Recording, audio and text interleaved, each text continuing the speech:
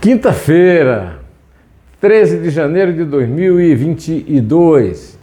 Estou aqui de volta pedindo desculpas por não ter tido ocasião de fazer o vídeo de ontem, quarta-feira, 12 de janeiro, por falta absoluta de condições, com o horário, a disponibilidade das férias, etc. Mas hoje estou aqui de novo para cumprir com fidelidade o meu compromisso com as pessoas às quais agradeço muito a colaboração, a manutenção da atenção, o acompanhamento, gente como a Alessandra Lucena Pessoa, do quiosque Olho de Lula, na praia de Cabo Branco, onde estou passando esses dias, né?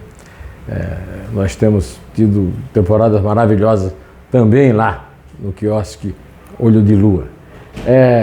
Hoje eu quero tratar de um assunto que tem escandalizado o mundo, né? O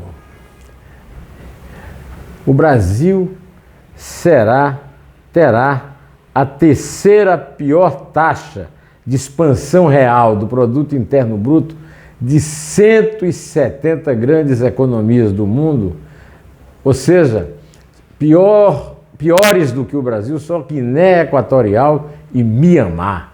Olha que comparação a qual nos levou esse desgoverno desse pilantra que é Jair Bolsonaro, o capitão sem noção, o capitão terrorista, aquele que saiu nas piores condições do exército brasileiro e que está agindo como um réprobo realmente na presidência da República. Por exemplo, nós agora estamos voltando aos piores números da economia, que se refletem nessa taxa que eu acabei de lhes falar e na inflação que atinge diretamente o bolso de todos os brasileiros, mas principalmente dos mais pobres. Temos agora uma inflação de mais de 2 dígitos em 12 meses, mais de 10%, alcançando números do desastre do PT. Depois do desastre do PT, veio o desastre do Bolsonaro, que o superou. E não o PT do popular Lula, que teve todo aquele caso de corrupção na Petrobras, mas da Dilma, que não é nem citada na campanha do Lula. Dilma Rousseff não é nem citada, não é nem lembrada, eu não direi homenageada, né? Homenageada seria pedir demais, mas não é nem lembrada, passa a grande mentira. O Bolsonaro mente muito, agora o Lula conta uma mentira maior do que todas as de Bolsonaro, é de não ter havido um desgoverno e meio da Dilma Rousseff. Eles falam genericamente em golpe, com o impeachment, mas a verdade é que o impeachment resultou do péssimo, do decrépito, do terrível decrescimento do produto interno bruto, que se revela e se reflete nesse decênio perdido do Brasil.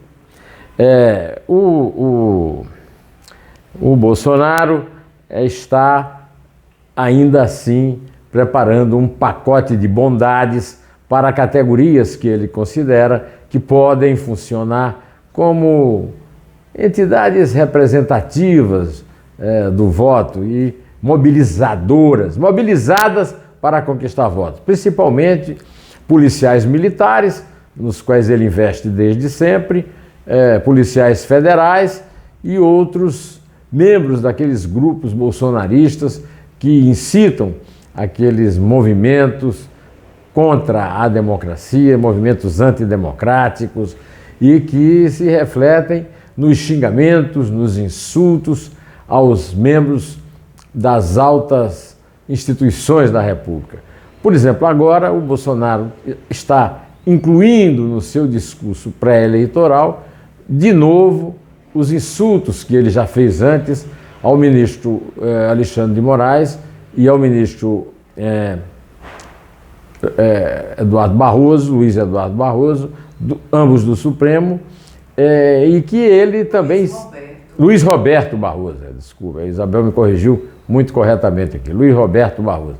Até o Arthur, se estivesse aqui na sala, teria me corrigido, foi um erro infantil esse meu. Mas Luiz Roberto Barroso e Alexandre de Moraes são tratados como se fossem malandrinhos de boteco, pelo malandrinho de boteco, Bolsonaro, por seus filhos, principalmente o Carlos Bolsonaro, vereador federal do Rio de Janeiro, instalado em Brasília, e também agora o foragido da Justiça, Alan dos Santos, está fugindo de cumprir aqui o comparecimento às autoridades policiais para responder pelo crime de ter criado e veiculado fake news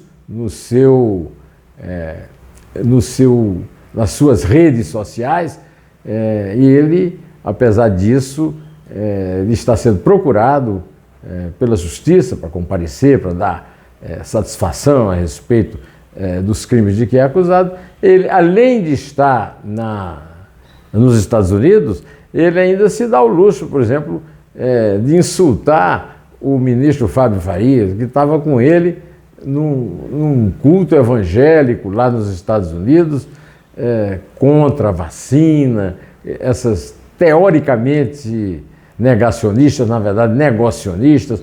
Todos nós vimos os negócios picaretas que foram tentados no Ministério da Saúde, na compra de vacinas indianas e chinesas, né?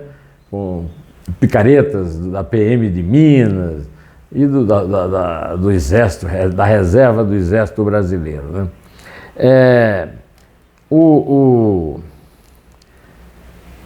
Enquanto isso, o país continua naquele impasse.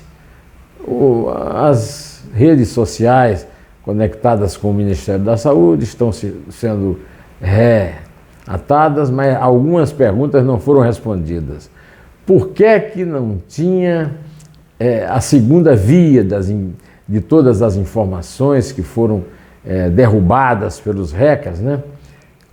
Como é que se chama agora? Os feedback, não é? A segunda via, né? Você tem que ter uma cópia. Backup. Não tinha backup, não tem explicação por que não tinha backup. Eles não fazem essas despesas e até agora não foi esclarecido quem promoveu essa derrubada. Como ninguém diz quem foi, a polícia não diz, o governo federal não diz, o Palácio do Planalto não diz, eu posso alimentar aqui a minha desconfiança de que foi uma ordem dada pelo Bolsonaro e cumprido pelo Marcelo Queiroz Antipático, o ministro da Saúde, que dizem que está balança, mas não cai, mas continua, cada dia que ele está balança, mas não cai, mais puxa-saco do Bolsonaro ele fica. O governo de São Paulo, através do Dória, fez mais um lance para tentar, pelo menos, obter informações a respeito da nova onda de Covid na transmutação do Ômicron, lá em São Paulo, comprando testes, porque as farmácias do Brasil, que dependem de testes comprados pelo governo federal, não têm teste suficiente. Cada teste está custando R$140, o que é um absurdo, porque as maiores vítimas da Covid são os pobres, e uns R$140 num teste que não existe, que não foi comprado, que as pessoas vão formar filas quilométricas nas farmácias para ter acesso a esses testes, é um absurdo sem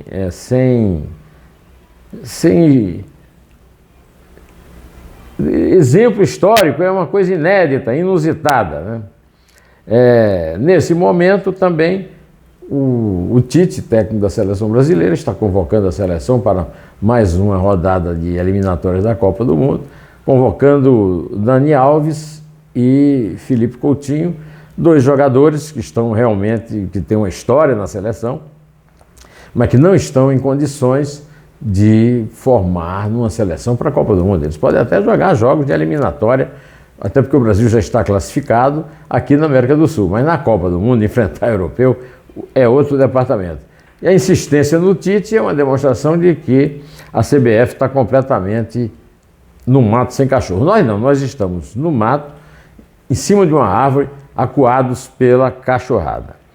Antes de terminar aqui, eu quero dizer a vocês que eu estou com um fim de semana programado aqui na possibilidade de ter uma entrevista no sábado com o deputado Julian Lemos, que está tendo mais um bate-boca com a família Bolsonaro e está se engajando na campanha do Sérgio Moro. E no domingo, no Dois Dedos de Prosa, vou trazer aqui o Paiaiá. O Paiaiá adota o nome da vila onde nasceu, no sertão da Bahia, e vai falar da sua luta pela manutenção da cultura dessa vila, que tem uma biblioteca fantástica, apesar de ser uma vila muito pequena e muito pobre, num programa de rádio comunitária que tem exatamente o nome de Paiaiá Conectado. Então eu conto com a sua audiência. Amanhã vamos mais uma vez fazer uma tentativa de fazer um vídeo normal, de comentários. Sábado, entrevista com o deputado Julian Lemos, o que de bolsonarista na campanha virou um crítico terrível do Bolsonaro, trocando insultos, inclusive, com o vereador federal Carlixo Bolsonaro, né? E o Paiaiá no Dois Dedos de Prosa. Direto ao assunto, em pé, só a verdade nos salvará.